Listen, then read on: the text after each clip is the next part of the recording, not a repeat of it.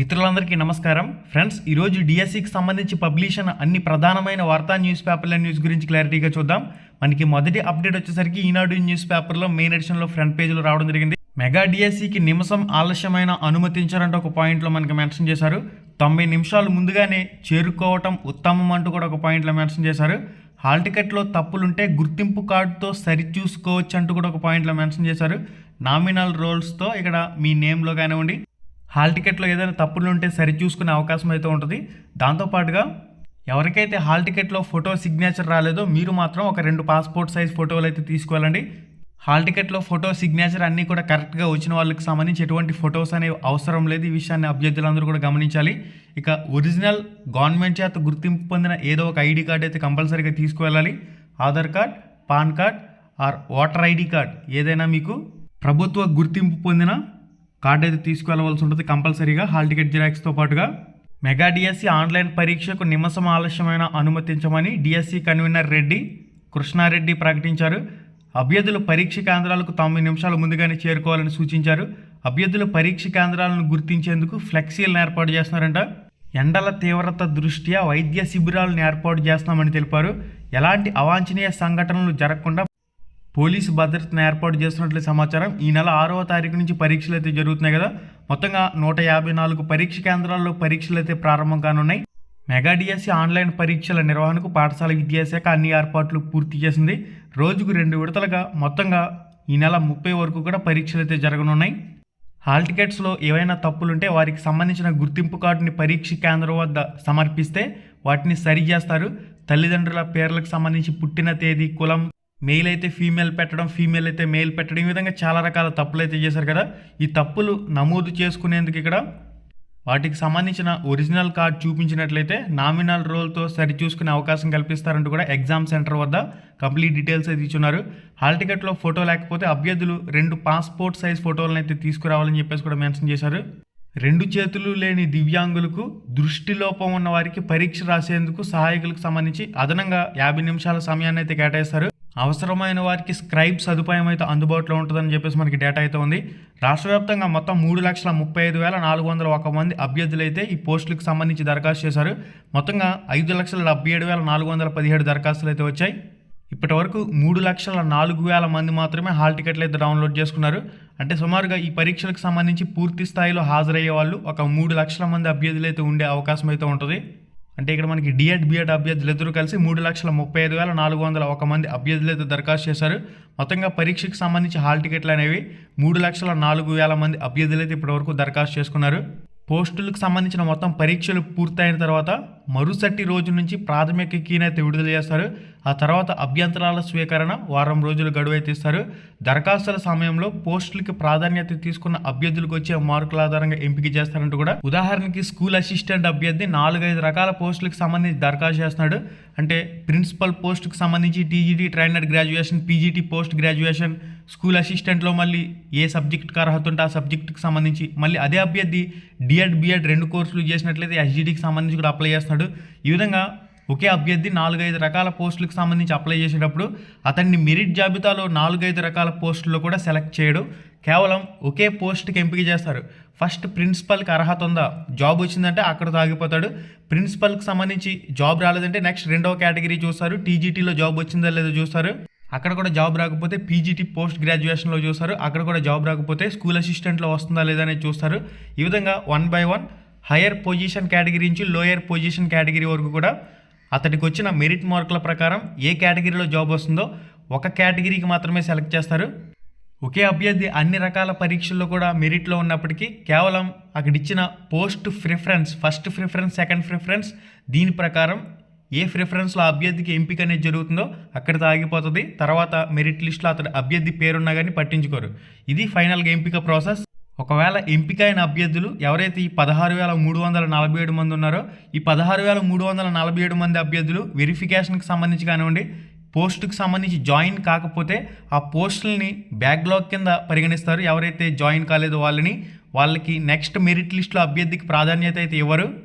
ఈ అంశాన్ని కూడా నోటిఫికేషన్లో మెన్షన్ చేస్తున్నారు. మనకి నెక్స్ట్ క్రీడా కోటాకి సంబంధించి 421 పోస్టులకు సంబంధించి క్రీడా కోటా కింద భర్తీ చేయనున్నారు. క్రీడా కోటాకి సంబంధించి ప్రతిభ ఆధారంగా సాప్ ఇచ్చే జాబితాతో పాఠశాల విద్యాశాఖ భర్తీ చేస్తుంది. ఈ కోటా కింద పోస్టులకు సంబంధించి పరీక్ష అయితే ఉండదు. ఈ క్రీడా కోటాకు సంబంధించి 421 పోస్టులు అయితే ఉన్నాయి. స్పోర్ట్స్ కోటా డిఎస్సికి సంబంధించి సెపరేట్గా వెబ్సైట్ అయితే ఉంది. ఏదైనా అప్డేట్ వచ్చినట్లయితే అక్కడ మీకు పోస్ట్ చేయడం జరుగుతుంది. ఎస్జిడి సెకండరీ గ్రేడ్ టీచర్కి సంబంధించి 13 జిల్లాలకు సంబంధించి 6,614 పోస్టులు అయితే ఉన్నాయి. మొత్తంగా 1,65,187 మంది దరఖాస్తు చేశారు. అంటే ఇక్కడ కర్నూలు జిల్లాలో పోస్టులు ఎక్కువగా ఉన్నాయి కాబట్టి ఒక్కో పోస్ట్కి 24 మంది పోటీ పడుతున్నారనేది మనం క్లారిటీగా చెప్పలేం. ఒక్కో జిల్లాలో పోటీ అనేది ఒక్కో రకంగా ఉంటుంది కాబట్టి ఇక్కడ ఇచ్చిన డేటా అంతా కూడా మీరు పరిగణలోకి తీసుకోవాల్సిన అవసరం అయితే లేదు. పేపర్ అనేది కష్టంగా వచ్చినట్లయితే 100కి 65 మార్కులు వచ్చినా కానీ ఈ కర్నూలు జిల్లాలో పోస్ట్ వస్తుంది. విజయనగరం, శ్రీకాకుళం జిల్లాలో చూసినట్లయితే 70 మార్కులకు సంబంధించి పోస్ట్ వచ్చే పరిస్థితి ఉంటుంది. ఇదంతా కూడా పేపర్ కఠినత స్థాయి బట్టి ఆధారపడి ఉంటుంది కాబట్టి ఒక్కో జిల్లాకి పోస్టుల వివరాలు ఒక్కో రకంగా ఉన్నాయి కనుక చాలామంది అభ్యర్థులు కట్ ఆఫ్ మార్కులకు సంబంధించిన డేటా అయితే అడుగుతూ ఉన్నారు. మీరు యూట్యూబ్ సెర్చ్లోకి వెళ్ళి Ram Ramesh productions AP DSC cut off marks 2025 అని చెప్పేసి సెర్చ్ చేయండి. మన ఛానల్లో చేసిన వీడియో వస్తుంది. ఆ వీడియో కంప్లీట్గా చూసినట్లయితే కట్ ఆఫ్కి సంబంధించి మీకున్న డౌట్స్ అన్నీ కూడా క్లారిఫై అవుతాయి. ఇక స్కూల్ అసిస్టెంట్కి సంబంధించి 7,487 పోస్టులకు సంబంధించి 2,10,10 మంది అయితే దరఖాస్తు చేశారు. ఇక మిగిలిన పోస్టులకు సంబంధించిన వివరాలను కూడా మీరు స్క్రీన్ మీద చెక్ చేయండి. ఒకే సమయంలో 2 పరీక్షలు, దీంతోపాటుగా ఒకే రోజు RRB, NTPC non technical popular కేటగిరీకి సంబంధించి, అదేవిధంగా అదే రోజు డిఎస్సికి సంబంధించి పరీక్షలు రాసే అభ్యర్థులు చాలామంది ఉన్నారు.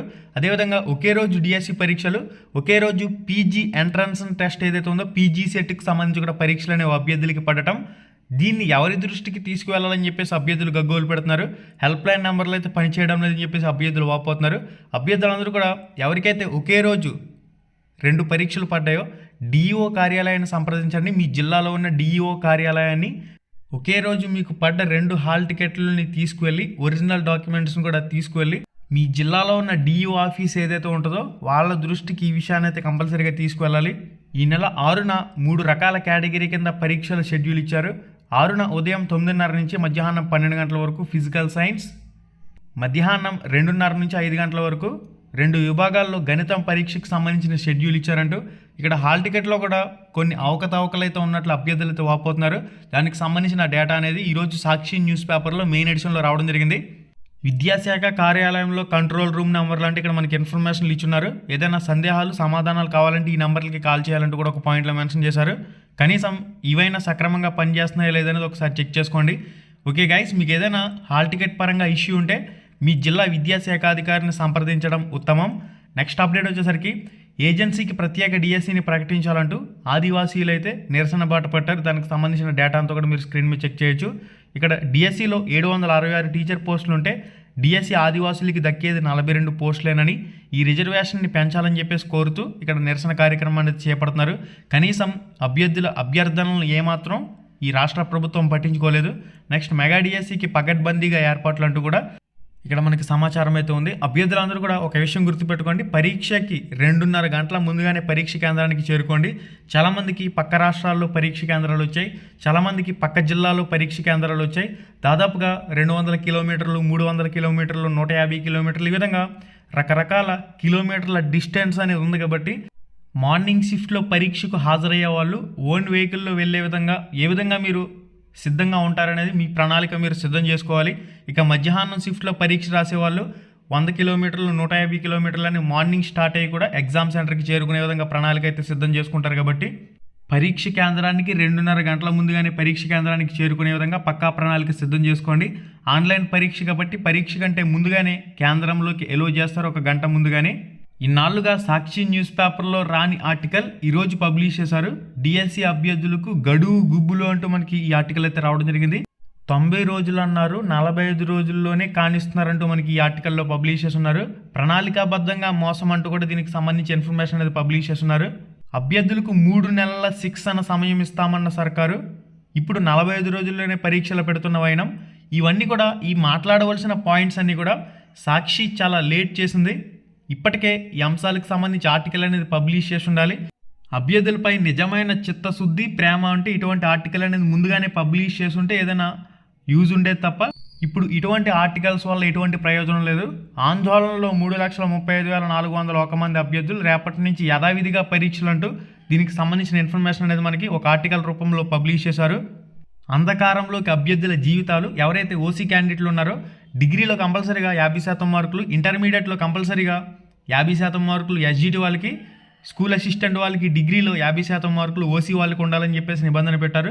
దీని కారణంగా చాలామంది డిఎస్సి రాయకుండా అవకాశాన్ని కోల్పోయారంటూ రిజర్వేషన్ అభ్యర్థులైన ఎస్సీ ఎస్టీ బీసీ దివ్యాంగ అభ్యర్థులకు సంబంధించి 45% నుంచి 40% అర్హత శాతాన్ని తగ్గించారు. ఓన్లీ డిగ్రీకి సంబంధించి మాత్రమే. అంధకారంలోకి అభ్యర్థుల జీవితాలంటూ ఇక్కడ మనకి కంప్లీట్గా ఇన్ఫర్మేషన్ అయితే పబ్లిష్ చేయడం జరిగింది.